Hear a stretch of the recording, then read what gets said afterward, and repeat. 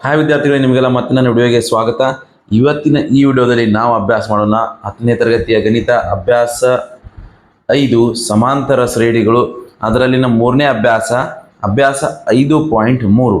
ಅದರಲ್ಲಿನ ಮುಖ್ಯ ಪ್ರಶ್ನೆ 17, 18, 19, 20 ಇವತ್ತಿನ ಈ ವಿಡಿಯೋದಲ್ಲಿ ನಾವು ಅಭ್ಯಾಸ ಮಾಡೋಣ. ವಿದ್ಯಾರ್ಥಿಗಳು, ಇವು 17, 18, 19, 20 ಪ್ರಶ್ನೆಗಳೇನದಪ್ಪ ನೋಡಿದ್ರೆ ಬಹಳಷ್ಟು ದೊಡ್ಡದಾದ ಪ್ರಶ್ನೆಗಳು ಕಾಣಿಸ್ತಾವೆ. ಆದರೆ ನಾವು ಯಾವಾಗ ಇವುಗಳನ್ನ ಸಾಲ್ವ್ ಮಾಡ್ತೀವಲ್ಲ, ಇವು ಅತಿ ಚಿಕ್ಕದಾದಂಥ ಪ್ರಶ್ನೆಗಳಿರ್ತವೆ. ವಿದ್ಯಾರ್ಥಿಗಳೇ, ಈ ಪ್ರಶ್ನೆಗಳೇನದಪ್ಪ ಅಂದ್ರೆ 4 ಅಂಕಕ್ಕೆ ಕೇಳತಕ್ಕಂಥ ಪ್ರಶ್ನೆಗಳು. ಆದರೆ ಇಲ್ಲಿವರೆಗೆ ಏನಪ್ಪ ಅಂದ್ರೆ ಈ ಪ್ರಶ್ನೆಗಳನ್ನು ನಿಮ್ಗೆ 4 ಅಂಕಕ್ಕೆ 3 ಅಂಕಕ್ಕೆ ಕೇಳೇ ಇಲ್ಲ. ಆದ್ರೆ ಅವೇನು ಮಾಡ್ತಾನಪ್ಪ, ಪರ್ಯಾಯವಾಗಿ ಬೇರೆ ರೀತಿಯ ಪ್ರಶ್ನೆಗಳನ್ನ ಕೇಳ್ತಾನ. ಈ ಪ್ರಶ್ನೆಗಳು ನಿಮ್ಗೆ ಲಾಜಿಕ್, ನಿಮ್ಮ ಎಕ್ಸ್ಟ್ರಾ ನಾಲೆಜ್ ಅಂತ ಹೇಳ್ಬೋದು. ಪ್ರಾಕ್ಟೀಸ್ ಮಾಡ್ರಿ. ಇದೇ ಥರನ ಅಪ್ಲೈಡ್ ಪ್ರಶ್ನೆಗಳನ್ನ ಬಿಡಿಸ್ಲಾಕ ನಮ್ಗೆ ಈ ಪ್ರಶ್ನೆಗಳು ಬಹಳಷ್ಟು ಹೆಲ್ಪ್ ಆಗ್ತಾವೆ. ನಮ್ಮ ತಾರ್ಕಿಕ ನಾಲೆಜನ್ನು ಇವು ಹೆಚ್ಚು ಮಾಡ್ತಾವೆ. ಓಕೆ ವಿದ್ಯಾರ್ಥಿಗಳು, ನಾವು ಇವಾಗ ಬಿಡಿಸೋಣ 17ನೇ ಪ್ರಶ್ನೆ. ವಾಯು ಮಾಲಿನ್ಯವನ್ನು ಕಡಿಮೆ ಮಾಡಲು ಒಂದು ಶಾಲೆಯ ವಿದ್ಯಾರ್ಥಿಗಳು ಶಾಲೆಯ ಒಳ ಆವರಣ ಮತ್ತು ಹೊರ ಆವರಣ ಗಿಡಗಳನ್ನು ನೆಡುವ ಯೋಚನೆ ಮಾಡಿದರು.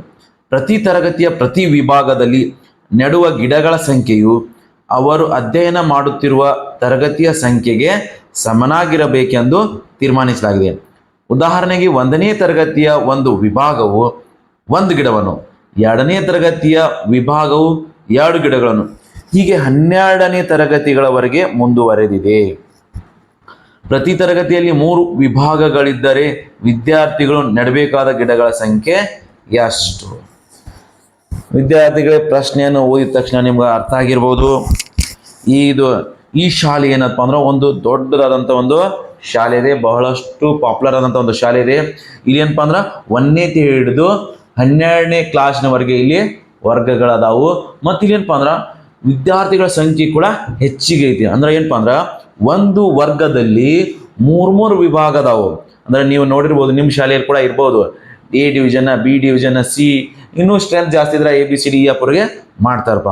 ಇಲ್ಲಿ ಕೂಡ ಏನದಪ್ಪ ಅಂದ್ರೆ ಪ್ರತಿ ಒಂದು ವರ್ಗಕ್ಕೆ 3 ಡಿವಿಷನ್ಸ್ ಅದಾವ, 3 ವಿಭಾಗ ಅದಾವು. ಇಲ್ಲಿ ಮರಗಳನ್ನು ಅವರು ನೆಡುವಂತ ಕಾರ್ಯಕ್ರಮವನ್ನು ಹಮ್ಮಿಕೊಂಡಾರ. ಪ್ರತಿ ವರ್ಗದವರು ಮರಗಳನ್ನ ನಡಾಕತ್ತಾರ. ಅಲ್ಲಿ ಅವ್ರು ಹೆಂಗ ಒಂದು ಏನಪ್ಪ ಅಂದ್ರೆ ವ್ಯವಸ್ಥೆ ಹೆಂಗ್ ಮಾಡ್ಕೊಂಡ್ರ, ಒಂದು ಪ್ಲಾನ್ ಹೆಂಗ್ ಮಾಡಪ್ಪ ಅಂದ್ರೆ, ಈಗ 1ನೇತಿಯವರು 1 ಗಿಡವನ್ನು ನಡಬೇಕು, 2ನೇತಿಯವರು 2 ಗಿಡ ಹಚ್ಚಬೇಕು, 3ನೇತಿಯವರು 3 ಗಿಡಗಳನ್ನ ಹಚ್ಚಬೇಕು. ಆದ್ರೆ ಇನ್ನೊಂದು ಏನಪ್ಪ ಅಂದ್ರ ಎಷ್ಟು ಪ್ರತಿಯೊಂದು ವಿಭಾಗಕ್ಕೂ ಆ ಸಂಖ್ಯೆ ಸೇಮ್ ಅದ. ಯಾವ ವಿಭಾಗ ಇರ್ತೈತಿಲ್ಲ, ಈಗ ಯಾವ ವರ್ಗ ಇರ್ತೈತಿ, ಯಾವ ವರ್ಗದ ವಿಭಾಗ ಇರ್ತೈತಿ ಅಷ್ಟು ಗಿಡಗಳನ್ನ ಹಚ್ಚಬೇಕು. ಉದಾಹರಣೆಗೆ 1ನೇ ವರ್ಗದ ವಿಭಾಗಗಳಿದ್ರ ಅವು 1 ಗಿಡಗಳನ್ನ ಹಚ್ಚಬೇಕು. 2ನೇ ವರ್ಗದವರು 2 ಗಿಡ, ಅಲ್ಲಿ 3 ವಿಭಾಗ ಇದ್ರ 3 ವಿಭಾಗದವ್ರು ಏನಪ್ಪಾ ಅಂದ್ರೆ 2 ಗಿಡ ಹಚ್ಚಬೇಕು. 3ನೇ ಕ್ಲಾಸ್ದವರು ಪ್ರತಿಯೊಂದು ವಿಭಾಗಕ್ಕೆ 3 ಈ ತರ ಗಿಡಗಳನ್ನ ಹಚ್ಚಬೇಕು. ನಾವು ಇವಾಗ ಏನ್ ಮಾಡೋಣಪ್ಪ ಅಂದ್ರ ಈ ಪ್ರಶ್ನೆಗಳನ್ನ ತಕ್ಕಂಗ ನಾವು ಇವಾಗ ವಿದ್ಯಾರ್ಥಿಗಳಿಗೆ ಒಟ್ಟು ತರಗತಿಗಳು ಎಷ್ಟದವಪ್ಪ? 12. 1ನೇ ತರಗತಿ, 2ನೇ ತರಗತಿ, 3ನೇ ತರಗತಿ, 4ನೇ ತರಗತಿ, ಎಲ್ಲಿವರೆಗಪ್ಪ? 12ನೇ ತರಗತಿವರೆಗೆ ಅಲ್ಲಿ ಕ್ಲಾಸಸ್ ನಡೀತಾವ. ಇನ್ನು ಪ್ರತಿಯೊಂದು ತರಗತಿಯಿಂದ ನಾವು ಎಷ್ಟು ಗಿಡ ನಡಬಹುದು ಅಂತ ಕೇಳೋಣ. ಒಟ್ಟು ತರಗತಿಗಳಿಂದ ಮತ್ತು ಒಟ್ಟು ತರಗತಿಯವರಿಂದ ಸೇರಿ ಎಷ್ಟು ಗಿಡಗಳನ್ನು ನಾವು ಹಚ್ತೀವಿ ಅಂತ ಪ್ರಶ್ನೆ ಐತಿ. ಇನ್ನೊಂದಿಲ್ಪ ಅಂದ್ರೆ ಪ್ರತಿ ತರಗತಿಯಲ್ಲಿ ಎಷ್ಟು ವಿಭಾಗದವು? ಪ್ರತಿ ತರಗತಿಯಲ್ಲಿ 3 ವಿಭಾಗದವು, 3 ವಿಭಾಗಗಳಿವೆ. ಇನ್ನಾವೇನು ಮಾಡಬೇಕು? 1ರಿಂದ 12ನೇ ತರಗತಿ ಮತ್ತು ಪ್ರತಿಯೊಂದು ತರಗತಿಯಿಂದ 3 ವಿಭಾಗ ಎಲ್ಲ ಸೇರಿ 8 ಗಿಡ ಆಗ್ತಾವ. ಇನ್ನು 1ನೇ ತರಗತಿಯಲ್ಲಿ ಎಷ್ಟು ವಿಭಾಗಪ್ಪ? 3 ವಿಭಾಗ. 1 ವಿಭಾಗದಿಂದ 1 ಗಿಡ, 2 ವಿಭಾಗದಿಂದ 2 ಗಿಡ, ಅದೇ ತರ 3 ವಿಭಾಗ ಅಂದ್ರೆ 3 ಗಿಡ ಅದು. ಅಂದ್ರೆ 1ನೇ ತರಗತಿಯಿಂದ 3 ಗಿಡ. ಇನ್ನು ಅದೇ ತರ 2ನೇ ತರಗತಿಯಿಂದ ಎಷ್ಟು ಗಿಡಗಳಾಗ್ತಾವು? 1 ವಿಭಾಗದಿಂದ 2 ಗಿಡ, ಅಲ್ಲಿ 3 ವಿಭಾಗ ಇರೋದ್ರಿಂದ 2 ಗುಂಡ್ಲೆ 3. ಇನ್ನು 3ನೇ ತರಗತಿಯಿಂದ 3ನೇ ತರಗತಿಯಲ್ಲಿ ಕೂಡ ಎಷ್ಟು ವಿಭಾಗ ಅದಾವಪ್ಪ? 3 ವಿಭಾಗ ಅದಾವ. 1 ವಿಭಾಗದವ್ರು 3 ಗಿಡ ಹಚ್ತಾರೆ. ಯಾಕಂದ್ರೆ 3ನೇ ಕ್ಲಾಸ್ದವ್ರು 3 ಗಿಡ ಹಚ್ಬೇಕಂತ ಹೇಳ್ತೀವಿ.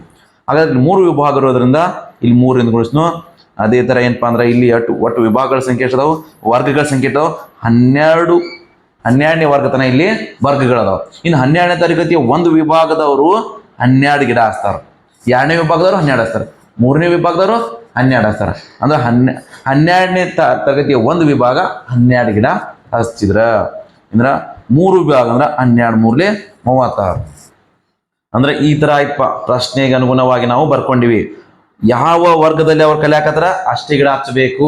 1ನೇ ತರಗತಿ 1 ಗಿಡ, 2ನೇ ತರಗತಿ 2 ಗಿಡ, 3ನೇ ತರಗತಿ 3 ಗಿಡ, 12ನೇ ತರಗತಿ 12 ಗಿಡ ಹಚ್ಚಬೇಕು. ಇನ್ನು ಇವ್ರು ಎಲ್ಲಾ ಸೇರಿ 8 ಗಿಡಗಳು ಹಚ್ಚದಂಗ ಆಯ್ತು. ಇದು ಗುಣಾಕಾರ ಮಾಡಪ್ಪ. 1 × 3 = 3, 2 × 3 = 6, 3 × 3 = 9,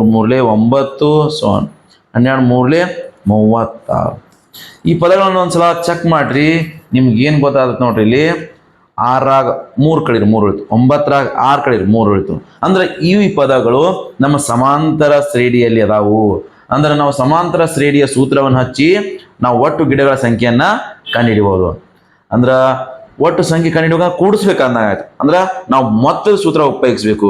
ಇಲ್ಲಿ ಎ ಅಂದ್ರ ಮೊದಲ ಪದ 3 ಐತಿ, ಡಿ ಅಂದ್ರ ಸಾಮಾನ್ಯ ವ್ಯತ್ಯಾಸ, A2 2ನೇ ಪದ ಮೈನಸ್ 1ನೇ ಪದ 3. ಇದನ್ನ ನಾವೇನ್ ತಗೋಬೇಕು ಅಂದ್ರೆ ಕೊನೆಯ ಪದ ಅಂತ ತಗೋಬಹುದು. AN 36. ಮತ್ತೆ ಇಲ್ಲಿ ನಮ್ಗೆ ಇನ್ನೊಂದು ಏನ್ ಗೊತ್ತಪ್ಪ ಅಂದ್ರ ಇಲ್ಲಿ ಎಷ್ಟು ಪದಗಳದ ಅನ್ನೋದು ಗೊತ್ತೈತಿ. 1ನೇ ಪದ 2ನೇ ಪದ 3ನೇ ಪದ. ಯಾಕಂದ್ರ ಇಲ್ಲಿ ಎಷ್ಟು ಕ್ಲಾಸ್ ಅದಾವಪ್ಪ, 12ನೇ ಕ್ಲಾಸ್ನವರೆಗೆ ಇಲ್ಲಿ ವರ್ಗಗಳದಾವ. ಹಾಗಾಗಿ ನಾವು ಇಲ್ಲಿ ಪದಗಳ ಸಂಖ್ಯೆ ಏನ್ ಮಾಡ್ಬೋದು, 12 ಅಂತ ಬರ್ಕೋಬಹುದು. ನಮಗ್ ಬೇಕಾಗಿದ್ದು ಒಟ್ಟು ಪದಗಳ ಮೊತ್ತ. ಇನ್ನು ಇಲ್ಲಿ ಮೊದಲ ಪದ ಗೊತ್ತೈತಿ, ಕೊನೆಯ ಪದ ಗೊತ್ತೈತಿ. ಕೊನೆಯ ಪದ ನಾವು ಇನ್ನೊಂದು ಸಂಕೇತ ಅದು ಎಲ್ಲ, ಅದನ್ನು ಬಿಡಿಸ್ಬೋದು. SN ಮೊತ್ತ ಕಂಡುಹಿಡಿಸೂದ್ರ SN = n/2. ನೀವು ಈ ಪ್ರಶ್ನೆಗೆ ಉತ್ತರ ನೀವು ಬೇಕಂದ್ರೆ 3 ಸೂತ್ರ, ಮೊತ್ತ ಕಂಡುಹಿಡಿತಕ್ಕಂಥ 3 ಸೂತ್ರ ಉಪಯೋಗಿಸ್ಕೊಂಡು ಕೂಡ ಬಳಸ್ಬೋದು. ನಿಮ್ಗೆ ಯಾವ್ದು ಸುಲಭ ಆಗ್ತೈತಿ ಅದನ್ನು ಉಪಯೋಗಿಸ್ಕೊಂಡು ನೀವು ಮಾಡ್ರಿ.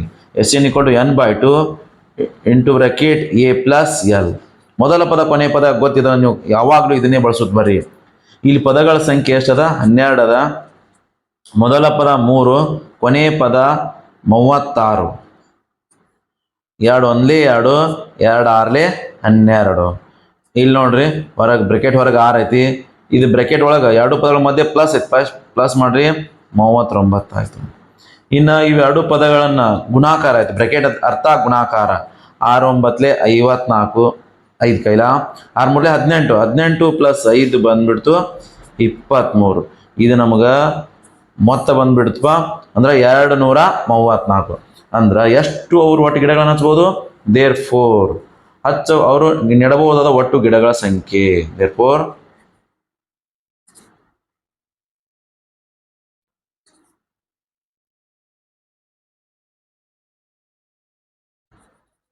ಗಿಡಗಳ ಸಂಖ್ಯೆ 234.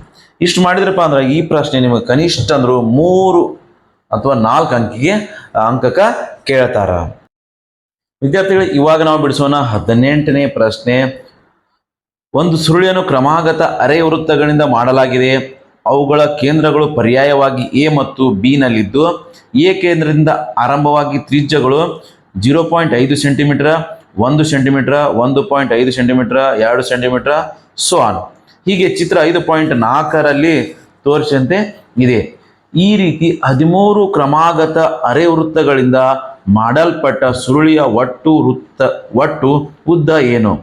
ಇಲ್ಲಿ ಪೈ ನೀವು ಯೂಸ್ ಮಾಡಿದ್ರೆ ಪೈನ ಬೆಲೆ ಏನು ಹಾಕಬೇಕು, 22/7 ಎಂದು ತೆಗೆದುಕೊಳ್ಳಿ. ಇಲ್ಲಿ ನಿಮಗೊಂದು ಸುಳಿವು ಕೊಟ್ಟನ. ಆ ಪ್ರಶ್ನೆ ಬಿಡ್ಸಾಕ ಏನ್ ಮಾಡ್ತಾನ, ಅಲ್ಲಿ ಕೇಂದ್ರಗಳು ಏನಾಗ್ಯಾತವು, 1ನೇ ಅರ್ಧವೃತ್ತದ ಕೇಂದ್ರ ಎ, ಈ ಕಡೆ 2ನೇ ಅರ್ಧವೃತ್ತದ ಕೇಂದ್ರ ಬಿ, ಅದೇ 3ನೇ ಅರ್ಧವೃತ್ತದ ಕೇಂದ್ರ ಎ, 4ನೇ ಅರ್ಧವೃತ್ತದ ಕೇಂದ್ರ ಬಿ. ಈ ತರ ಅಲ್ಟರ್ನೇಟ್ ಆಗಿ ಚೇಂಜ್ ಆಗ್ತಿರ್ತಾವೆ. ಇವುಗಳನ್ನು ಸುಳಿವನ್ನು ತಗೊಂಡು ಬಿಡಿಸ್ಬೇಕು. ಇರುವಂತಹ ಕ್ರಮಾಗತ ಅರೆ ವೃತ್ತಗಳ ಉದ್ದಗಳು ಕ್ರಮವಾಗಿ ಪ್ರತಿಯೊಂದು ಅರ್ಧವೃತ್ತದ ಉದ್ದ L1, 2ನೇ ಅರ್ಧವೃತ್ತದ ಉದ್ದ L2, 3ನೇ ಅರ್ಧ ವೃತ್ತದ ಉದ್ದ L3. ಈ ತರ ತಗೋರಿ ಅಂತ ಹೇಳ್ತ ನಾವು. ವಿದ್ಯಾರ್ಥಿಗಳು, ಈ ಪ್ರಶ್ನೆಯನ್ನು ಒಂದ್ಸಲ ನೋಡಿದಾಗ ನಿಮ್ಗೆ ಏನ್ ಅನ್ಸತಿ, ನಾವು ಏನೇನು ಉಪಯೋಗ ಬೇಕು, ನಮ್ಗೆ ಇಲ್ಲಿ ಯಾವ ಬೇಸಿಕ್ ನಾಲೆಜ್ ಇರಬೇಕು ಅಂತ. ಇಲ್ಲಿ ಸುರುಳಿಗಳು ಹೆಂಗದವಪ್ಪ ಅಂದ್ರೆ ಅರ್ಧ ವೃತ್ತಾಕಾರ ಅದಾವು. ಈ ಅರ್ಧ ವೃತ್ತ ಎಷ್ಟದಪ್ಪ, 1 2 3 ಹಿಂಗ 13 ಅದಾವ. ಕೊಡ ನೋಡ್ರಿ ಪ್ರಶ್ನೆ ಒಳಗ 13 ಅರೆ ವೃತ್ತಗಳಿವೆ. ಇವು ಎಲ್ಲ ಅರೆ ವೃತ್ತಗಳನ್ನು ಕೂಡಿಸಿದಾಗ ಎಷ್ಟು ಬರ್ತೈತಿ ಅಂತ ಹೇಳಿ ಕೇಳ್ತಾನ. ಹಾಗಾದ್ರೆ ಹೆಂಗ್ ಮಾಡ್ತೀರಿ? ಪ್ರತಿಯೊಂದು ಉದ್ದ ಗೊತ್ತೈತೆ ನಿಮ್ಗೆ? ಪ್ರತಿ ಅರ್ಧ ವೃತ್ತದ ಇಲ್ಲ, ನಮ್ಗೇನ್ ಬರ್ತಪ್ಪ, ಪ್ರತಿ ಅರ್ಧ ವೃತ್ತದ ತ್ರಿಜ್ಯ ಗೊತ್ತೈತಿ. ವೃತ್ತದ ಏನಪ್ಪಾ ಅಂದ್ರ ಸುತ್ತಳತೆ ಕಂಡುಹಿಡಿಯೋ ಸೂತ್ರ ಗೊತ್ತೈತಿ. ವೃತ್ತ ಸುತ್ತಳತೆ ಕಂಡುಹಿಡಿಯೋ ಸೂತ್ರ ಏನಿದೆ? 2πr ಅಂತ ಐತಿ. ನಮಗಿಲ್ಲಿ ವೃತ್ತ ಇಲ್ಲ, ಏನೈತಪ್ಪ ಅಂದ್ರ ಅರ್ಧ ವೃತ್ತ ಐತಿ. ಹಾಗಾದ್ರೆ ಅರ್ಧ ವೃತ್ತ ಅಂದಾಗ ನಾವೇನ್ ಮಾಡ್ಕೋಬೇಕಪ್ಪ, ಇದ್ರ ಅರ್ಧ ನಾವು ತಗೋಬೇಕು. ಇದ್ರ ಅರ್ಧ ಏನಾಯ್ತು ನೋಡ್ರಿ, 2πr ನ ಅರ್ಧ ಅಂದ್ರೆ 1/2. 2 ಕ್ಯಾನ್ಸಲ್ ಆಯ್ತು. ಎಷ್ಟಪ್ಪ ಅಂದ್ರ ಅರ್ಧ ವೃತ್ತ ಕಂಡುಹಿಡಿಯೋ ಸೂತ್ರ ಅರ್ಧ ವೃತ್ತದ ಸುತ್ತಳತೆ πr ಅಂತ ಬರ್ತೈತಿ. ಓಕೆ ವಿದ್ಯಾರ್ಥಿಗಳು, ಇಲ್ಲಿ ನಮ್ಗೆ ಎಷ್ಟು ಅರ್ಧ ವೃತ್ತಗಳದಾವು? 13 ಅರ್ಧ ವೃತ್ತಗಳದಾವ. 13 ಅರ್ಧ ವೃತ್ತ ಅಂದ್ರೆ ಒಂದನೇ ಅರ್ಧ ವೃತ್ತದ ಉದ್ದ L1, ಎರಡನೇ ಅರ್ಧ ವೃತ್ತದ ಉದ್ದ L2, ಮೂರನೇ ಅರ್ಧ ವೃತ್ತದ L3, ಸೋ ಆನ್. ಇದೇ ತರ 13 ಅರ್ಧ ಉದ್ದಗಳನ್ನ ನಾವು ಕೂಡಿಸಿದಾಗ ಆ ಸುರುಳಿಯ ಉದ್ದ ಬಂದ್ಬಿಡ್ತೈತಿ. ಹಾಗಾದ್ರೆ ಅರ್ಧ ವೃತ್ತದ ಸೂತ್ರ ಕಂಡುಹಿಡಿಯೋ ಸೂತ್ರ ಏನ್ ಹೇಳಿ ನಾನು? πr ಅಂತ ಹೇಳಿನಿ. ಈಗ ಒಂದನೇ ಅರ್ಧ ವೃತ್ತದ ಕಂಡುಹಿಡಿಯೋ ಸೂತ್ರ πr1, ಎರಡನೇ ಅರ್ಧ ವೃತ್ತದ πr2, ಮೂರನೇ ಅರ್ಧ ವೃತ್ತದ πr3. ನಮಗೆ ಇಲ್ಲಿ ಎಷ್ಟು ಅದಾವಪ್ಪ ಅಂದ್ರ 13 ಅರ್ಧ ವೃತ್ತಗಳದಾವ. ಅಂದ್ರ ಇದು 13ನೇ ಪದ, πr13. 13 ಪದಗಳವರೆಗೆ ಅದಾವ. ನಾವಿಲ್ಲಿ ಬರ್ದು 13 ಪದಗಳವರೆಗೆ ಮೊತ್ತ ಕಂಡುಹಿಡಿಬೇಕು. ಅಂದ್ರೆ ವಿದ್ಯಾರ್ಥಿಗಳು ನಾವು ಇವುಗಳನ್ನ ಕೂಡಿಸ್ಬೇಕು ಅಂದಂಗಾಯ್ತು. ಮೊತ್ತ ಕಂಡುಹಿಡಿಯೋ ಸೂತ್ರ ಏನಪ್ಪಾ ಅಂದ್ರೆ ನಮಗ SN ಐತಿ. ಇಲ್ಲಿ ಎಲ್ಲದರ ಕಾಮನ್ ಏನದಪ್ಪ ಅಂದ್ರೆ ಪೈ ಐತಿ. ಪೈ ಕಾಮನ್ ತಗೊಂಡ್ಬಿಡ್ರಿ. ಪೈ ಕಾಮನ್ ತಗೊಂಡ್ರೆ ಉಳಿತೇನಪ್ಪ ಇಲ್ಲಿ R1, ಇದು R2, R3 plus so on 13 ಪದಗಳವರೆಗೆ ಮೊತ್ತ ಕಂಡುಹಿಡಬೇಕು. ಸಿಂಪಲ್ ಆಗ್ಯದಪ್ಪ ಅಂದ ವಿದ್ಯಾರ್ಥಿಗಳು. ಇನ್ನೊಂದು ಏನಪ್ಪಾ ಅಂದ್ರ ಇಲ್ಲಿ R1, R2, R3 ಅಂದ್ರ ಇಲ್ಲ ವೃತ್ತದ ಅರ್ಧ ವೃತ್ತಗಳ ತ್ರಿಜ್ಯಗಳು ಕೊಟ್ಟಾನ ನೋಡ್ರಿ ನಿಮಗೆ. ಇಲ್ಲಿ ಕೊಟ್ಟಾನ ಒಂದನೇ ಅರ್ಧ ವೃತ್ತದ್ದು 0.5, ಎರಡನೇ ಅರ್ಧ ವೃತ್ತದ್ದು 1 ಸೆಂಟಿಮೀಟರ್, ಮೂರನೇ ಅರ್ಧ ವೃತ್ತದ ಮೂರನೇ ತ್ರಿಜ್ಯ 1.5. ಈ ತರ ಅದಪ್ಪ ಅಂದ್ರೆ ಇಲ್ಲಿ R1 ನ ಬೆಲೆ ಎಷ್ಟು? 0.5, R2 ನ ಬೆಲೆ 1, R3 ಯ ಬೆಲೆ 1.5, ಸೋ ಆನ್. ಇಲ್ಲಿ ಏನಪ್ಪಾ ಅಂದ್ರ 13 ಪದಗಳವರೆಗೆ ಮೊತ್ತ ಐತಿ. ಓಕೆ, ಇನ್ನು ಪೈ ಬೆಲೆ ಗೊತ್ತದ ನಿಮ್ಗೆ 22/7. ವಿದ್ಯಾರ್ಥಿಗಳೇ, ಇವು ನೋಡಿದ್ರೆ ನಿಮ್ಗೆ ಸಮಾಂತರ ಶ್ರೇಣಿ ಅದಾದ್ರೆ ನೇರವಾಗಿ ನೀವು ಗುರುತಿಸಬಹುದು.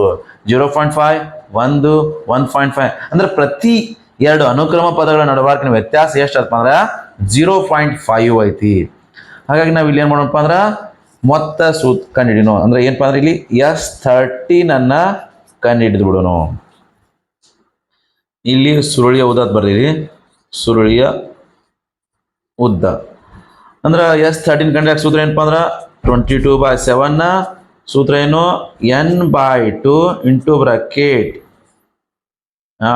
2a plus n-1 into D. ಈ 22/7 ಹಂಗೆ ಬರೀರಿ. ಇಲ್ಲಿ n ಅಂದ್ರೆ ಎಷ್ಟು ಪದ ಅದಾವ? 13 ಪದ. ಅಂದ್ರೆ n ಇದ್ದಲ್ಲಿ 13/2. 2 ಎ ಅಂದ್ರೆ ಇಲ್ಲಿ ಮೊದಲ ಪದ ಎಷ್ಟು ಅದ ನೋಡ್ರಿ, 0.5 ಪ್ಲಸ್ n ಅಂತ ಬಂದೈತಿ. ಮತ್ತೊಮ್ಮೆ 13 ಬರೀರಿ, ಪದಗಳ ಸಂಖ್ಯೆ -1. ಡಿ ಹೆಂಗೆ ಕಂಡುಹಿಡ್ಕೋಬೇಕು ನಿಮ್ಗೆ ಗೊತ್ತದ. A2 - A1 ಒಂದ್ರಾಗ 0.5 ಕಳಿತೀರಿ ನೀವು, ಎಷ್ಟು ಬರುತ್ತಪ್ಪ ಅಂದ್ರೆ 0.5ನೇ ಬಂದ್ಬಿಡ್ತೈತಿ. ಇನ್ನ 22/7 ವಿದ್ಯಾರ್ಥಿಗಳು ಸಿಂಪ್ಲಿಫೈ ಮಾಡ್ರಿ. 22/7 ಹಾಗೆ ಬರೀರಿ. ಈ 13 ಬ್ರಾಕೆಟ್ ಅರ್ಥ ಗುಣಾಕಾರ ಬರೀರಿ 13/2. ಇನ್ನು ಈ ಬ್ರಾಕೆಟ್ ಒಳಗಿನ್ನು ಫಸ್ಟ್ ಸಿಂಪ್ಲಿಫೈ ಮಾಡ್ಕೋರಿ. 2 5 10 ಆಯ್ತು. ಇಲ್ಲಿ ಪಾಯಿಂಟ್ 1 ಸ್ಥಾನ ನಂತರ ಪಾಯಿಂಟ್ ಇತ್ತು, ಹಾಗೆ 1 ಸ್ಥಾನ ನಂತರ ಪಾಯಿಂಟ್ 0.5 ಗುಂಡ್ಲೆ 2 ಅಂದ್ರೆ 1.0 ಬಂದ್ಬಿಡ್ತು. ಪ್ಲಸ್ 13ರಾಗ 1 ಕಳೆದ್ರೆ 12 ಉಳಿತು. ಇವೆರಡು ಗುಣಾಕಾರ ಮಾಡ್ರಿ. ಹಾಗಾಗಿ ಇದು 12 5 60 ಬಂದ್ಬಿಡ್ತು. ಇಲ್ಲಿ 1 ಸ್ಥಾನ ಬಿಟ್ಟು ಪಾಯಿಂಟ್ ಐತೆ, ನೀವು 1 ಸ್ಥಾನ ಬಿಟ್ಟು ಮಾಡ್ಕೊಟ್ರಿ. ವಿದ್ಯಾರ್ಥಿಗಳಿಗೆ ನಾವು ಇವಾಗ ಇದನ್ನ ಸಿಂಪ್ಲಿಫಿಕೇಶನ್ ಮಾಡೋಣ. 2 1 2 ಎರಡು ಒಂದ್ಲೇ ಹೋಗ್ಬಿಡ್ತು. ಇನ್ನು ನೋಡ್ರಿ ಇವು ಎರಡು ಗುಣಿಸ್ಬಿಡ್ರಿ. 11 ಮೂರ್ಲೆ 33, 3 ಕೈಲ 11 ಒಂದ್ಲೆ 11 ಪ್ಲಸ್ 3 ಆಯಿತು 14. ಕೆಳಗೆ ಛೇದ ಪದ ಎಷ್ಟಪ್ಪ? 7 ಒಂದ್ಲೆ 7. ಇನ್ನು ಇಲ್ಲಿ ಬ್ರಾಕೆಟ್ನಾಗ 1 ಪ್ಲಸ್ 6. ಇದು 0.00 ಅಂತ ಬಿಟ್ಬಿಡ್ಲಿ, ಲೆಕ್ಕಕ್ಕಿರಂಗಿಲ್ಲ. 1.0 ಅಂದ್ರೆ ಒಂದೇ, 6.0 ಅಂದ್ರೆ 6. ಒಂದ್ರಾಗ 6 ಕೂಡಿಸಿದ್ರೆ 7 ಆಯಿತು. ಬ್ರಾಕೆಟ್ ಅಂದ್ರೆ ಗುಣಾಕಾರ 7 ಒಂದ್ಲೆ ಹೋಗ್ಬಿಡ್ತು. ಎಷ್ಟು ಬತ್ತಪ್ಪ ಅಂದ್ರೆ ಇದು 143 ಬಂದ್ಬಿಡ್ತು. ವಿದ್ಯಾರ್ಥಿಗಳು ಇದು ಸುರುಳಿಯ ಉದ್ದ ಐತಿ. ಇಲ್ಲಿ ಏನಪ್ಪ ಅಂದ್ರೆ ಸೆಂಟಿಮೀಟರ್ದಾಗ ಕೊಟ್ಟ ಅಂದ್ರೆ ರೇಡಿಯಸ್ ತ್ರಿಜ್ಯವನ್ನು. ಹಾಗಾಗಿ ನಾವೇನು ಮಾಡಬೇಕು? ಸುರುಳಿಯ ಉದ್ದವನ್ನು ಸೆಂಟಿಮೀಟರ್ ಅಂತ ಬರಿಬೇಕು. ಸುರುಳಿಯ ಉದ್ದ ನೀವು ಕೆಳಗೆ ಒಂದು ಲೈನ್ದಾಗ ಬರೀರಿ. ಪೂರ್ಣವಾಗಿ ಬರೆದ್ರೇ ಅದಕ್ಕೆ ಅಂಕಗಳು ಪೂರ್ಣವಾಗಿ ಸಿಗ್ತಾವೆ ನಿಮಗೆ. ಈ ಯೂನಿಟ್ ಬರೀದನ್ನು ಮರಿಬಾರ್ದು ನೀವು. ಸೆಂಟಿಮೀಟರ್ ಅದಕ್ಕೂ ಕೂಡ ಅಂಕ ಇರ್ತೈತಿ. ನೀವು ಯಾವಾಗ ನಿಮ್ಮ ಸ್ಕೋರ 100ಕ್ಕೆ 100 ಪಡ್ಕೋತಿರ್ತೀರಿ, ಆ ಸಂದರ್ಭಕ್ಕಿಂತ ಸಣ್ಣ ವಿಷಯಗಳನ್ನು ಕೂಡ ಏನು ಮಾಡ್ತಾರಪ್ಪ ಅಂದ್ರೆ ಚೆಕ್ ಮಾಡ್ತಾರೆ. ಬರೀ 443 ಸೆಂಟಿಮೀಟರ್ ಮಾಡಿದ್ರೆ ಅಂದ್ರೆ ಅಂಕಗಳನ್ನು ಕಟ್ ಮಾಡ್ತಾರೆ. ವಿದ್ಯಾರ್ಥಿಗಳು ನಾವು ಇವಾಗ ಬಿಡಿಸೋಣ 19ನೇ ಪ್ರಶ್ನೆ. 200 ಮರದ ದಿಮ್ಮಿಗಳನ್ನು ಕೆಳಗಡೆ ಸೂಚಿಸಿರುವಂತೆ ಒಂದರ ಮೇಲೊಂದರಂತೆ ಜೋಡಿಸಲಾಗಿದೆ. ಮರದ ದಿಮ್ಮಿಗಳಾದ ಮರದ ತುಂಡುಗಳದಾವು, ಅವನ್ನ ಚಿತ್ರದಾಗ ತೋರಿಸ್ದಂಗೆ ಜೋಡಿಸ್ಯಾರ. ಕೆಳಭಾಗದ ಸಾಲಿನಲ್ಲಿ 20 ದಿಮ್ಮಿಗಳು, ಆ ನಂತರದ ಸಾಲಿನಲ್ಲಿ 19 ದಿಮ್ಮಿಗಳು, ಹೀಗೆ ಮುಂದುವರೆದಿದೆ. ಚಿತ್ರದಾಗ ನೋಡ್ರಿ, ಚಿತ್ರದಲ್ಲಿ ಕೂಡ ನೋಡ್ರಿ 200 ದಿಮ್ಮಿಗಳನ್ನು ಎಷ್ಟು ಸಾಲುಗಳಲ್ಲಿ ಇಡಲಾಗಿದೆ ಮತ್ತು ಅತ್ಯಂತ ಮೇಲ್ಭಾಗದ ಸಾಲಿನಲ್ಲಿರುವ ದಿಮ್ಮಿಗಳ ಸಂಖ್ಯೆ ಎಷ್ಟು? ವಿದ್ಯಾರ್ಥಿಗಳ ಒಟ್ಟು ಮರದ ದಿಮ್ಮಿಗಳು ಎಷ್ಟದಪ್ಪ? 200 ಅದ. ಒಟ್ಟು ದಿಮ್ಮಿಗಳು ಎಷ್ಟದಪ್ಪ? 200 ಅದಾವ. ಈಗ ಒಂದನೇ ಸಾಲಿನಾಗ ಎಷ್ಟು ಇಟ್ಟನವ? 20 ಮರದ ದಿಮ್ಮಿಗಳು ಇಟ್ಟನ. ಅದ್ರ ಮ್ಯಾಲಿನ ಸಾಲಿನಾಗ ಎಷ್ಟು ಇಟ್ಟನ? 19 ಇಟ್ಟನ. ಅದ್ರ ಮ್ಯಾಲಿನ ಸಾಲಿನಾಗ ಎಷ್ಟು ಇಟ್ಟನ? 18 ಇಟ್ಟನ. ಈ ಥರ ಏನೇನು ಮಾಡ್ಕೋತೇನಪ್ಪ? ಜೋಡಿಸ್ಕೋತ ಹೋಗ್ಯಾನ. ಹಾಗಾದ್ರೆ ನಮಗೇನು ಕೇಳ್ತಾನೆ ಇಲ್ಲಿ ಪ್ರಶ್ನೆಗಳನ್ನು? ಅವನು ಒಟ್ಟು ಎಷ್ಟು ಸಾಲು ಮಾಡ್ತಾನೆ? ಇದು 1ನೇ ಸಾಲ, ಇದು 2ನೇ ಸಾಲು, ಇದು 3ನೇ ಸಾಲು, ಇದು 4ನೇ ಸಾಲು, ಈ ಥರ ಇಟ್ಕೋತ ಹೋಗ್ಯಾನ. ಹಾಗಾದ್ರೆ ನಮ್ಗೆ ಒಟ್ಟು ಎಷ್ಟು ಇವು ಸಾಲುಗಳದಾವ ಕಂಡುಹಿಡಿಬೇಕು. ಅಂದ್ರೆ ಅದ್ರ ಅರ್ಥ ಏನಪ್ಪ? ಪದಗಳ ಸಂಖ್ಯೆ ಎನ್ ಕಂಡುಹಿಡಿಬೇಕು ಅಂದಂಗಾಯ್ತು. ಮತ್ತು ಇಲ್ಲಿ ಅತ್ಯಂತ ಮೇಲ್ಭಾಗದ ಲಾಸ್ಟ್ ಸಾಲು ಏನಿರುತ್ತೆ ಮೇಲೆ, ಅದ್ರದ್ದು ಅಲ್ಲಿ ಎಷ್ಟು ದಿಮ್ಮಿಗಳು ಇರ್ತಾವೋ ಕಂಡುಹಿಡಿಬೇಕು. ಅದರ ಅರ್ಥ ಇದು 1ನೇ ಪದ, ಇದು 2ನೇ ಪದ, ಇದು 3ನೇ ಪದ. ಅಂದರೆ ಇಲ್ಲಿ ಬರ್ತಕ್ಕಂಥದ್ದು ಏನಲ್ಲ, ನಮ್ದು ಕೊನೆ ಪದವನ್ನು ನಾವು ಕಂಡುಹಿಡಿಬೇಕು. AN ಅನ್ನು ಕಂಡುಹಿಡಿಬೇಕು. ಇದು ಕ್ವಶನ್ ಮಾರ್ಕ್. ಇನ್ನು ಈ 200 ಅಂದ್ರೆ ಏನು? ಒಟ್ಟು ದಿಮ್ಮಿಗಳು ಇವೆಲ್ಲ ಕೂಡಿಸೋಣ ಏನು ಬರ್ತದ? 1ನೇ ಪದ, 2ನೇ ಪದ, 3ನೇ ಪದ ಮತ್ತು ಕೊನೆ ಪದ ಎಲ್ಲ ಕೂಡ್ಸೋಣ ಏನು ಬರ್ತೈತಿ? ಅದು ನಮ್ದು ಏನಪ್ಪ ಅಂದ್ರೆ ಮೊತ್ತ. ಅದರ ಅರ್ಥ ಮೊತ್ತ ಅಂದ್ರೆ SN ಕೊಟ್ಟ ನಾವು ನಮಗೆ ಎಷ್ಟಪ್ಪ ಅಂದ್ರೆ 200 ಐತಿ. ಇಷ್ಟು ವಿಷಯಗಳನ್ನು ಉಪಯೋಗಿಸ್ಕೊಂಡ ನಾವು ಕಂಡುಹಿಡಬೇಕು. ಇಲ್ಲಿ ಏನು ಕಂಡುಹಿಡಬೇಕು? ಏನು ಕಂಡುಹಿಡಬೇಕು? ಕೊನೆ ಪದ ಎ ಅಲ್ಲ, ಎ ಕೊಟ್ಟಾನ. ಎ ಅಂದ್ರೆ ಮೊದಲ ಪದ ಎಷ್ಟದ? ಇಲ್ಲಿ ಮೊದಲ ಪದ ಮೊದಲ ಸಾಲು 20 ಐತಿ. ಮತ್ತು ಸಾಮಾನ್ಯ ವ್ಯತ್ಯಾಸ ಡಿ ನಮ್ಗೆ ಸುಲಭವಾಗಿ ಹೇಳ್ಬೋದು ನೋಡ್ರಿ. 20, 19, 18 ಒಂದು ಕಡಿಮೆ ಆಗ್ಲಾತೈತಿ. ಪದಗಳು ಇಳಿಕೆ ಕ್ರಮದಾಗಿದ್ರೆ ನಿಮ್ದು ಡಿ ಮೈನಸ್ ಬರ್ತೈತಿ ಅಂತ ಹೇಳಿ ನಾನು. ಅಂದ್ರೆ ಹೆಂಗೆ ಬರ್ತೈತಿ ನೋಡ್ರಿ. A2 ಎಷ್ಟದಪ್ಪ ನಿಮ್ದು? 19 ಮೈನಸ್ A1 ಎಷ್ಟದ? 20. ಅಂದ್ರೆ ಈಗ ಇದು ಮೈನಸ್ ಸಂಖ್ಯೆ 20 ಐತಿ. 20ರಾಗ 19 ಕಳೆದ್ರೆ -1. ಅಂದ್ರೆ ಚಿಹ್ನೆಯನ್ನು ಹೊರತುಪಡಿಸಿ ನೀವು ಸಂಖ್ಯೆಗಳನ್ನ ಕಂಪೇರ್ ಮಾಡಿದಾಗ ದೊಡ್ಡ ಸಂಖ್ಯೆ ಯಾವ್ದಿರುತ್ತೆ ಅದ್ರ ಚಿಹ್ನೆ ನಮ್ಗೆ ಉತ್ತರ ಬರ್ತದೆ. ಈಗ 20 ದೊಡ್ಡದು, 20 ಚಿಹ್ನೆ ಮೈನಸ್ ಐತಿ. ಅಂದ್ರೆ 20ರಾಗ 19 ಕಳೆದಿವ -1 ಬಂದ್ಬಿಡ್ತು. ಇನ್ನು ನಾವು ಕಂಡುಹಿಡ್ಕೊಳ್ಳೋಣಪ್ಪ. ಈ ಕೊಟ್ಟಂಥ ದತ್ತಾಂಶಗಳನ್ನು ಉಪಯೋಗಿಸ್ಕೊಂಡು ನಾವೇನೇನು ಕಂಡುಹಿಡಬೇಕು? ಎನ್ ಕಂಡುಹಿಡಬೇಕು ಮತ್ತು AN ಕಂಡುಹಿಡಬೇಕು. ನಮಗೆ ಎನ್ ಸಿಕ್ತಂದ್ರೆ ಸಾಕು, AN ಸಿಗ್ತೈತಿ. ಸೂತ್ರ ಬರೀರಿ. SN ಮೊತ್ತ ಗೊತ್ತೈತಿ. SN = n/2 into bracket 2a plus n-1 ಗುಂಡ್ಲೆ ಡಿ. ಇಲ್ಲಿ SN ಅಂದ್ರೆ ಒಟ್ಟು ದಿಮ್ಮಿಗಳ ಸಂಖ್ಯೆ 200. ಎನ್ ಗೊತ್ತಿಲ್ಲ, ಎನ್ ಇದ್ದಲ್ಲಿ ಎನ್ ಬರೀರಿ. 2ಕ್ಕೆ 2. ಎ ಅಂದ್ರೆ ಮೊದಲ ಪದ ಎಷ್ಟದಪ್ಪ ಅಂದ್ರೆ ಇಲ್ಲಿ 20 ಐತಿ. 20 ಇಡ್ರಿ ಪ್ಲಸ್ ಎನ್ ಇದ್ದಲ್ಲಿ ಮತ್ತೆ ಎನ್ ಹಾಗೆ ಬರೀರಿ -1. ಡಿನ ಬೆಲೆ ಎಷ್ಟದಪ್ಪ ಅಂದ್ರೆ ಅದು ಕೂಡ -1. Bracket complete. ಈ 2 ಭಾಗಾಕಾರ ಈ ಕಡೆ ತಗೊಂಬರಿ ಗುಣಾಕಾರ ಆಗ್ತೈತಿ. 2 ಗುಂಡ್ಲೆ 200 ಅಂದ್ರೆ 400 ಆಯಿತು. ನಾನು ನೇರವಾಗಿ ಗುಣಾಕಾರ ಮಾಡಿಟ್ಟನು. ಸೊ ಓಕೆ, ಇಲ್ಲಿ ಏನು ಉಳಿತು 22 40. ಇಲ್ಲಿ ನೋಡ್ರಿ -1ರಿಂದ ನೀವು ಗುಣಿಸಾಕತ್ತೀರಿ, ಹಾಗಾಗಿ -1 ಗುಂಡ್ಲೆ ಪ್ಲಸ್ ಏನಂದ್ರೆ -1n, ಅದು -n ಬರೇನು. ಇನ್ನು ಮೈನಸ್ ಗುಂಡ್ಲೆ ಮೈನಸ್ ಪ್ಲಸ್ ಆಯಿತು, 1 1 1. ಇನ್ನು ದೇರ್ಫೋರ್ 400 = ಗುಣಾಕಾರ ಮಾಡಿ ಎನ್ನ ಈ 40ರಾಗ ಇವೆರಡು ಸಜಾತಿ ಪದ ಕೂಡಿಸ್ತೀರಿ, 41 - n ಆಯ್ತು. ಇನ್ನೇನು ಮಾಡಪ್ಪ ಸಂಕ್ಷೇಪಿಸೋಣ. ಮತ್ತೆ ಇದನ್ನು 400 n × 41 ಅಂದ್ರೆ 41n ಮೈನಸ್ n × n² ವಿದ್ಯಾರ್ಥಿಗಳು ಇವಾಗ ನೀವು ನೋಡಿದ್ರಂದ್ರೆ ಒಂದು ವರ್ಗ ಸಮೀಕರಣ ರೂಪನಾಗ ಐತಿ. ವರ್ಗ ಸಮೀಕರಣ ಆಗೈತಿ ನೋಡ್ರಿ. ಗರಿಷ್ಠ ಘಾತಾಂಕ n² ಅಂದ್ರೆ ವರ್ಗ ಸಮೀಕರಣ. ವರ್ಗ ಸಮೀಕರಣ ಬಿಡಿಸುವುದನ್ನು ನಾವು ಆಲ್ರೆಡಿ 5ನೇ ಅಧ್ಯಾಯದಲ್ಲಿ ಕಲ್ತಿದ್ದೀವಿ. 4ನೇ ಅಧ್ಯಾಯದಾಗ ಇದನ್ನೇನು ಮಾಡ್ರಪ್ಪ, 2 n² ನಮ್ಮ ನೆಗೆಟಿವ್ ಅದು ಪ್ಲಸ್ ಮಾಡ್ಕೊಂಡ್ಬಿಡೋಣ, ಬಿಡ್ಸಕ್ಕೆ ಈಸಿ ಆಗ್ತದೆ. ಪ್ಲಸ್ n² ಈ ಕಡೆ ತಂದ್ಬಿಡು, ನಾವು ಎಡಕ್ಕೆ ತೊಗೊಂಬರ್ತು. 41n ಕೂಡ ಎಡಕ್ಕೆ ತೊಗೊಂಬರ್ತು, -41n ಆಯಿತು. ಇದು ಇಲ್ಲೇ ಎಡಗಡೆನ ಅದ, ಅಲ್ಲೇ ಬರೀರಿ ಅದನ್ನು, = 0. ವಿದ್ಯಾರ್ಥಿಗಳೇ ನಾವು ಇವಾಗ ಈ ವರ್ಗ ಸಮೀಕರಣವನ್ನು ಬಿಡಿಸೋಣ. ಈ ವರ್ಗ ಸಮೀಕರಣವನ್ನು ಬಿಡಿಸೋದು ನಿಮ್ಗೆ ಆಲ್ರೆಡಿ ಗೊತ್ತೈತಿ. ಅಂದ್ರೆ ಇದನ್ನು ನಾವು ಮಧ್ಯದ ಪದವನ್ನು ಹೊಡ್ಕೋಬೇಕು. ಹೆಂಗೆ ಹೊಡ್ಕೋಬೇಕು ಅಂದ್ರೆ ಗುಣಾಕಾರ ಮಾಡ್ರೆ 400 ಬರಬೇಕು, ಇದು +400. ಮತ್ತು ಅದರ ಮೊತ್ತ ಅಥವಾ ವ್ಯತ್ಯಾಸ ಏನು ಬರಬೇಕು ಅಂದ್ರೆ -41 ಬರುತ್ತೆ. ಹಾಗಾಗಿ ಇಲ್ಲಿ ಈ ಥರ ಮಾಡ್ಬೇಕಂದ್ರೆ ಈ 400ನ ಏನು ಮಾಡೋಣ, ನಾವು 400ರ ಅಪವರ್ತನ ತೆಗೆದುಬಿಡೋಣ. ಏನು ಬರ್ತಾವೆ 400ರ ಅಪವರ್ತನ, ಆದಷ್ಟು ಅವಿಭಾಜ್ಯ ಅಪವರ್ತನ ತೆಗೀರಿ. 2 2 4, ಮುಂದಿನ 2 0, 2 1 2 ಮತ್ತೆ 2 0, 2 5 10, 1 0, 2 25 50. ಇನ್ನಿದು 2ರಿಂದ ಭಾಗ ಆಗಂಗಿಲ್ಲ, 5 ತೊಗೊಳ್ಳೋಣ. 5 5 25, ಇಲ್ಲಿ ಮತ್ತು 5 5 5 1 5. ನಮಗೆ 400ರ ಅವಿಭಾಜ್ಯ ಅಪವರ್ತನಗಳು ಸಿಕ್ಕಪ್ಪ. 1 2 3 4 5 6 ಅಪವರ್ತನಗಳು. ಈ 6 ಅಪವರ್ತನ ಅಥವಾ 6ಕ್ಕಿಂತ ಹೆಚ್ಚು ಬರಲಿ, 6ಕ್ಕಿಂತ ಕಡಿಮೆ ಬರಲಿ, ನಾವು ಒಟ್ಟಾರೆಯಾಗಿನ 2 ಗುಂಪುಗಳನ್ನಾಗಿ ಮಾಡಬೇಕು. ನೀವು ಹೆಂಗೆ ಬೇಕಾದಂಗೆ ಗುಣಾಕಾರ ಮಾಡ್ರಿ, ಅದು 400 ಅಂತೂ ಬಂದೇ ಬರ್ತೈತಿ.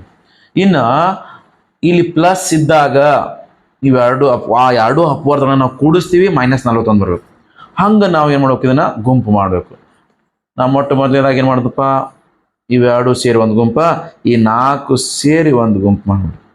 ಅಂದ್ರೆ 2 2 4, 4 2 8, 8 2 16, ಒಂದು 16, 5 5 25, ಇನ್ನೊಂದು 25. 25 ಗುಂಡ್ಲೆ ಅದನ್ನು ಮಾಡಿ ನೋಡಿ ನೀವು, 400 ಬಂದೇ ಬರ್ತೈತಿ. 400 ಬರ್ತೈತಿ. ಇನ್ನು ನಮ್ಗೆ ಗುಣಾಕಾರ ಮಾಡ್ರೆ 400 ಬರ್ತೈತಿ ಅಂತ ಹೇಳಿ ಗೊತ್ತಾಯ್ತು. ಇನ್ನು ಇದ್ರ ಪ್ಲಸ್ ಐತಪ್ಪ ಅಂದ್ರೆ ಇವೆರಡು ಗುಣಾಕಾರ ಮಾಡ್ರೆ ಪ್ಲಸ್ಸೇ ಬರ್ಬೇಕಂದ್ರೆ ಈ 2ರ ಚಿಹ್ನೆ ಏನಿರಬೇಕು, 2 ಪ್ಲಸ್ ಇರಬೇಕು, ಇಲ್ಲ 2 ಮೈನಸ್ ಇರಬೇಕು. ಇಲ್ಲಿ ನೋಡ್ರಿ, ನಮಗೆ ಇಲ್ಲಿ ಮಧ್ಯದ ಪದ ಮೈನಸ್ ಐತಿ ಅಂದ್ರೆ ಇವೆರಡು ಮೈನಸ್ಸೇ ಬರಬೇಕು. ಮೈನಸ್ ಮೈನಸ್ ಪ್ಲಸ್ ಆಯಿತು. 16ರಾಗ 25 ಕೂಡಿಸ್ರಿ, 41 ಬರ್ತದೆ. ಅಂದ್ರೆ ಈ 400 ಯಾವ ಥರ ಅಪವರ್ತಿಸ್ಕೋಬೇಕು, -16 ಗುಂಡ್ಲೆ -25. ವಿದ್ಯಾರ್ಥಿಗಳ ಇವಾಗ ಆ ಅಪವರ್ತನ ಇಲ್ಲಿ ಬರೆದು ಬಿಡ್ರಿ. n² -16n -25n + 400 = 0. ಇನ್ನು ಕಾಮನ್ ತಗೋರಿ, ಇವೆರಡರ ಕಾಮನ್ ತಗೋರಿ, ಇವೆರಡರ ಕಾಮನ್ ತಗೋರಿ. ಇವೆರಡರ ಕಾಮನ್ ತಗೊಂಡ್ರೆ n 2 ಕಡೆ ಅದ. ಇಲ್ಲಿ n² ಐತಿ, n -16 ಉಳಿತು. ಒಂದು ವಿಷಯ ಗೊತ್ತಿರಲಿ, ಮೊದಲನೇ ಬ್ರಾಕೆಟ್ ಏನು ಬರ್ತದೆ, ಎರಡನೇ ಬ್ರಾಕೆಟ್ ಅದೇ ಬರ್ತೈತಿ ಅಂತೇಳಿ ನಿಮ್ಗೆ ಗೊತ್ತೈತಿ. ಹಾಗಾಗಿ ಇಲ್ಲಿ ಬರೀ n ಅಟ್ಟೆ ಉಳಿಬೇಕಂದ್ರೆ ನಾವು ಇಲ್ಲಿ -25 ಕಾಮನ್ ತಗೋಬೇಕು ಅಂತ ನಿಮ್ಗೆ ಗೊತ್ತಾಗ್ಬಿಡ್ತದೆ.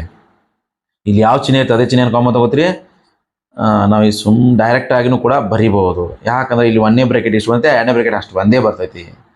ಅಂದ್ರೆ ಇಲ್ಲಿ ಬರೀ n ಉಳಿಬೇಕಂದ್ರೆ 25 ಕಾಮನ್ ತಗೊಂಡಿವಿ ಅಂದಂಗೆ. ನೋಡ್ರಿ, 25 1 25, ಇಲ್ಲಿ ಮೈನಸ್ ಕಾಮನ್ ತಗೊಂಡಿವಿ, ಪ್ಲಸ್ ಇದು ಮೈನಸ್ ಆಗಿಬಿಡ್ತು. 25 16, 16 400 ಆಯ್ತು, = 0.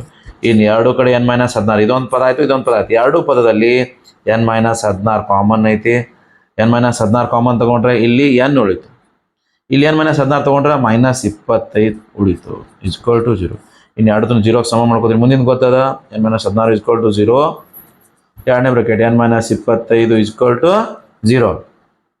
ದೇರ್ಫೋರ್ n -16 ಈ ಕಡೆ ಬಂದಾಗ +16 ಆಯಿತು. ಇನ್ನು ಈ -25 ಬಲಕ್ಕೆ ಬಂದಾಗ +25. ಒಂದು ವಿಷಯ ನಮಗೆ ಸಮಾಂತರ ಸ್ಟಡಿ ಕಲಿಯುವಾಗ ಏನು ಗೊತ್ತೈತಪ್ಪ ಅಂದ್ರೆ ಪದಗಳ ಸಂಖ್ಯೆ ಯಾವಾಗಲೂ ಪ್ಲಸ್ಸೇ ಇರ್ತೈತಿ. ಓಕೆ, ಹಾಗಾದ್ರೆ ನಾವೀಗ ಯಾವ ತಗೊಂಡ್ರ ನಮಗೆ ಈ ಪ್ರಶ್ನೆಗೆ ಸೂಕ್ತ? ಕೆಲವೊಂದ್ಸಲ ಪದಗಳ ಸಂಖ್ಯೆ 2 ತಗೊಂಡಾಗ ಆನ್ಸರ್ ಕರೆಕ್ಟ್ ಆಗಿ ಬರ್ತೈತಿ. ಅಂದ್ರೆ ನಾವು ಇವಾಗ ಚೆಕ್ ಮಾಡೋಣ. ನಮ್ಗೆ ಇದ್ರ ಜೊತೆ ಇನ್ನೂ ಒಂದು ಏನು ಕಂಡುಹಿಡಿಯೋದು ಹೇಳ, ನಾವು ಮೊದಲನೇ ಕೊನೆಯ ಸಾಲಿನಲ್ಲಿ ಎಷ್ಟು ಪದಗಳಿರ್ತಾವು ಅದಕ್ಕೆ ನಾವು ಮ್ಯಾಲಿನ ಸಾಲಾಗ. ಹಾಗಾದ್ರೆ ನಾವು ಏನು ಸೂತ್ರ ಉಪಯೋಗಿಸೋಣ? ಅದಕ್ಕೆ n = a + n - 1 ಗುಂಡ್ಲೆ ಡಿ.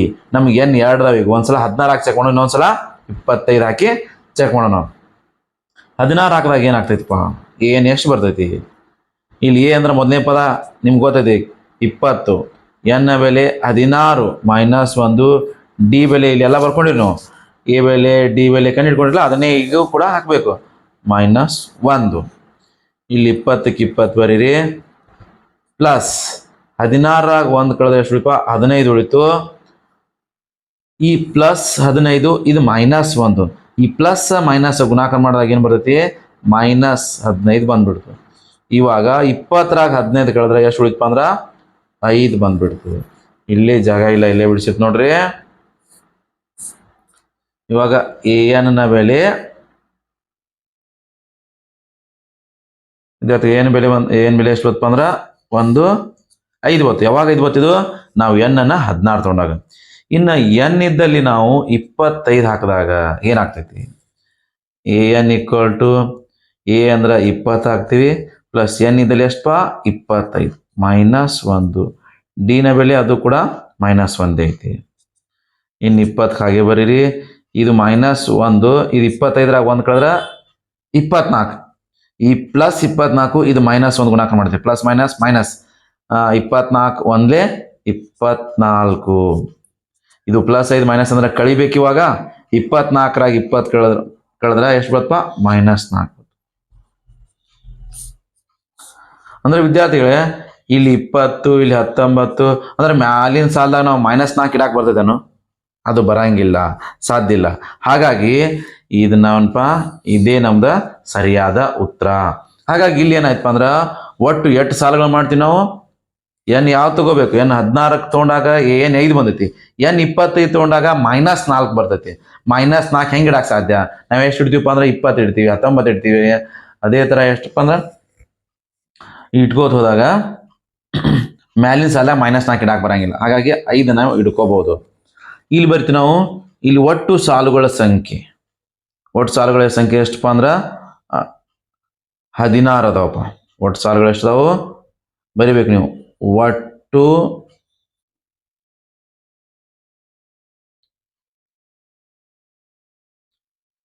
ಒಟ್ಟು ಸಾಲುಗಳ ಸಂಖ್ಯೆ 16. ಇನ್ನೊಂದು ಏನು ಕೇಳಪ್ಪ? ಅತ್ಯಂತ ಮೇಲಿನ ಸಾಲಿನಲ್ಲಿ ಎಷ್ಟು ದಿಮ್ಮಿಗಳಿರ್ತಾವು ಅಂತ ಕೇಳಿದ. ಅತ್ಯಂತ ಮೇಲಿನ ಸಾಲಿನಲ್ಲಿ ಇರುವ ದಿಮ್ಮಿಗಳ ಸಂಖ್ಯೆ ಎಷ್ಟಪ್ಪ ಅಂದ್ರೆ ವಿದ್ಯಾರ್ಥಿಗಳು ನಾವು ಇವಾಗ ಬಿಡಿಸೋಣ. 20ನೇ ಪ್ರಶ್ನೆ. ಒಂದು ಆಲೂಗಡ್ಡೆ ಓಟದಲ್ಲಿ ಒಂದು ಬುಟ್ಟಿಯನ್ನು ಪ್ರಾರಂಭದಲ್ಲಿ ಮೊದಲನೇ ಆಲೂಗಡ್ಡೆಯಿಂದ 5 ಮೀಟರ್ ದೂರದಲ್ಲಿ ಇಡಲಾಗಿದೆ. ಉಳಿದ ಆಲೂಗಡ್ಡೆಗಳನ್ನು ಒಂದೇ ರೇಖೆಯ ಮೇಲೆ ಪರಸ್ಪರ 3 ಮೀಟರ್ ಅಂತರದಲ್ಲಿ ಇಡಲಾಗಿದೆ. ಆ ರೇಖೆಯ ಮೇಲೆ ಒಟ್ಟು 10 ಆಲೂಗಡ್ಡೆಗಳಿವೆ. ಹೆಂಗಿಟ್ಟಾರ ಅನ್ನೋದ ಚಿತ್ರದಲ್ಲಿ ತೋರಿಸೋಣ. ಒಬ್ಬ ಸ್ಪರ್ಧಿಯು ಬಕೆಟ್ನಿಂದ ಆರಂಭಿಸಿ ಅದರ ಸಮೀಪದಲ್ಲಿರುವ ಆಲೂಗಡ್ಡೆಯನ್ನು ತೆಗೆದುಕೊಂಡು ಹಿಂದಕ್ಕೆ ಓಡಿ ಬಕೆಟ್ಗೆ ಹಾಕಬೇಕು. ನಂತರ ಅಲ್ಲಿಂದ ಪುನಃ ಓಡಿ 2ನೇ ಆಲೂಗಡ್ಡೆಯನ್ನು ತೆಗೆದುಕೊಂಡು ಹಿಂದಕ್ಕೆ ಓಡಿ ಬಕೆಟ್ಗೆ ಹಾಕಬೇಕು. ಅವಳು ಇದೇ ರೀತಿ ಎಲ್ಲ ಆಲೂಗಡ್ಡೆಗಳನ್ನು ಬಕೆಟ್ನಲ್ಲಿ ಬಂದು ಬೀಳುವವರೆಗೆ ಮುಂದುವರೆಸಬೇಕು. ಸ್ಪರ್ಧಿಯು ಓಡಿದ ಒಟ್ಟು ದೂರವೇನು? ವಿದ್ಯಾರ್ಥಿಗಳು, ಬಕೆಟ್ ಇಲ್ಲೈತಿ. 1ನೇ ಆಲೂಗಡ್ಡೆ ಬಕೆಟಿಂದ 5 ಮೀಟರ್ ದೂರದಾಗತ್ತೆ. 2ನೇ ಆಲೂಗಡ್ಡೆ 1ನೇಕ್ಕಿಂತ 3 ಮೀಟರ್ ದೂರದಾಗತ್ತೆ. 3ನೇದು ಇದಕ್ಕಿಂತ ಮಾತ್ರ 3 ಮೀಟರ್ ದೂರದ. ಅಂದ್ರೆ ಪ್ರತಿಯೊಂದು ಆಲೂಗಡ್ಡೆ ನಡಬಾರ್ಕ ನಂತರ ಎಷ್ಟಪ್ಪ ಅಂದ್ರೆ 3 ಮೀಟರ್ ಅದ. ಅಂದ್ರೆ ಅದ್ರ ಪ್ರತಿಯೊಂದು ಹೋಗ್ಬೇಕು, ತಂದು ಹಾಕ್ಬೇಕು, ಒಂದು ತರಬೇಕು ಮತ್ತೆ ಹಾಕ್ಬೇಕು, ಹಿಂಗೆ ಒಂದೊಂದೇ ತಂದು ಹಾಕ್ಬೇಕು. ಒಟ್ಟು ಎಟ್ಟದಪ್ಪ ಅಂದ್ರೆ 10 ಆಲೂಗಡ್ಡೆಗಳದಾವ. ಹಾಗೆ ಈ 10 ಆಲೂಗಡ್ಡೆಗಳನ್ನ ನಾವು ತಂದು ಹಾಕ್ಬೇಕಾಗಿತ್ತಂದ್ರೆ ಎಷ್ಟು ಡಿಸ್ಟನ್ಸ್ ಅನ್ನ ಚಲಿಸ್ದಂಗೆ ಆಯ್ತು ಅಂತ ಕೇಳ್ತಾನಪ್ಪ. ಇದನ್ನ ಬಿಡ್ಸಾಕ್ ನಿಮಗೊಂದು ಕ್ಲೀವ್ ಕೊಡೋಣ. ಹಿಂಟ್ ಅದ್ ನೋಡ್ರಿ. ಇಲ್ಲಿ ಮೊದಲನೇ ಮತ್ತು 2ನೇ ಆಲೂಗಡ್ಡೆ ತೆಗೆದುಕೊಳ್ಳೋ ಸ್ಪರ್ಧಿ ಓಡಿದ ಒಟ್ಟು ದೂರ ಒಂದೇ ಆಲೂಗಡ್ಡೆ ನೋಡಪ್ಪ, ಹೋಗಾಕ 5 ಮೀಟ್ರ, ಬರಾಕ 5 ಮೀಟ್ರ. ಹಾಗಾಗಿ ಅದನ್ನೇನು ಮಾಡ್ತಾನ, 2 ಮಾಡ್ತಾನೆ, 2ರಲ್ಲಿ ಗುಣಿಸ್ತಾನ. ಇನ್ನು ಎರಡನೇ ಆಲೂಗಡ್ಡೆ ಇಲ್ಲಿಂದ ಒಂದನೇ ಆಲೂಗಡ್ಡೆ 5, ಅದರಿಂದ 3 ಮೀಟರ್ ದೂರದಾಗ ಎರಡನೇ ಐತೆ, ಅಂದ್ರೆ 5 + 3 ಅಂದ್ರೆ ಒಟ್ಟೆಪ್ಪ 8 ಆಯಿತು. 8 ಮೀಟರ್ ಹೋಗಾಕ, 8 ಮೀಟರ್ ಬರಾಕ. ಹಾಗಾಗಿ ಇಲ್ಲಿ 2 × 2 ಮಾಡ್ತಾನ. ಹೋಗಿರ್ತೀವಿ ನಾವು ಇದೇ ಥರ ಬಿಡಿಸೋಣ. ವಿದ್ಯಾರ್ಥಿಗಳು ಇವಾಗ 1ನೇದು, 2ನೇದು, 3ನೇದು, 4ನೇದು ಎಷ್ಟದಪ್ಪ, 10 ಅದಾವ. 10ನೇ ಆಲೂಗಡ್ಡೆಯನ್ನು ತರಲು ಅವನು ಕ್ರಮಿಸಿದ ದೂರ. ಈಗ 1ನೇದು ತರಾಕೇನಪ್ಪ ಅಂದ್ರೆ 5, 1ನೇದು ಎಷ್ಟಪ್ಪ ಅಂದ್ರೆ ಇಲ್ಲಿ ಬಕೆಟ್ ಅದ, ಈ ಬಕೆಟಿಂದ 5 ಮೀಟರ್ ದೂರದಾಗ ಏನಪ್ಪ ಅಂದ್ರೆ 1ನೇ ಆಲೂಗಡ್ಡೆ ಅದ. 2ನೇ ಆಲೂಗಡ್ಡೆ ಇದರಿಂದ ಮತ್ತೆ 3, 3ನೇ ಆಲೂಗಡ್ಡೆ ಇದರಿಂದ ಮತ್ತೆ 3, ಈ ಥರ ಅದ. ಹಾಗಾಗಿ 1ನೇದು 5 ಮೀಟ್ರ್ ಹೋಗಾಕ, 5 ಮೀಟ್ರ್ ಬರಾಕ. ಹಾಗಾಗಿ ಏನಪ್ಪ ಅಂದ್ರೆ 2 × 10. 1ನೇ ಆಲೂಗಡ್ಡೆ ತರಲು ಕ್ರಮಿಸಿದ ದೂರ 2 × 5. ಇನ್ನಾಗನ 2ನೇ ಆಲೂಗಡ್ಡೆ ಎಷ್ಟು ದೂರದಾಗಪ್ಪ ಅಂದ್ರೆ ಇಲ್ಲಿ 1ನೇದು ಇಲ್ಲಿ 5, ಇದರಿಂದ 3, 5 + 3. 5 + 3 ಇಲ್ಲಿ ತನಕ ಹೋತಾನ, ಮತ್ತೆ ವಾಪಸ್ ಬಂದು ಹಾಕ್ತಾನ. ಹಾಗಾಗಿ ಇದಕ್ಕೆ ಮತ್ತೆ ಏನು ಮಾಡಪ್ಪ, ×2. ಇದೇ ಥರ 3ನೇ ಆಲೂಗಡ್ಡೆ ಏನಾಗ್ತದಪ್ಪ ಅಂದ್ರೆ ಹೋಗಾಕ ಮತ್ತು ಬರಾಕ. ಹಾಗಾಗಿ 2ರಲ್ಲಿ ಗುಣಿಸ್ತೀನಿ ಪ್ರತಿ ಪದಕ್ಕೆ. 5 + 3 + ಮತ್ತೆ 3 ಈಗ ಎಷ್ಟು ಆಲೂಗಡ್ಡೆ ಅದಪ್ಪ, 10 ಅದಾವ. ಅದನ್ನು ಏನು ಮಾಡ್ತೀವಿ, 10ನೇ ಪದದ ವರೆಗೆ ಅಂತ ಬರ್ತೀವಿ ನಾವು. ಇದನ್ನು ಸಂಕ್ಷೇಪಿಸ್ರಿ. 2 × 5 = 10, 5 × 3 = 8, 8 × 2 = 16, 3 × 3 = 6, 6 × 5 = 11, 11 × 2 = 22. ಎಷ್ಟದಪ್ಪ ಅಂದ್ರೆ 10ನೇ ಪದದವರೆಗೆ.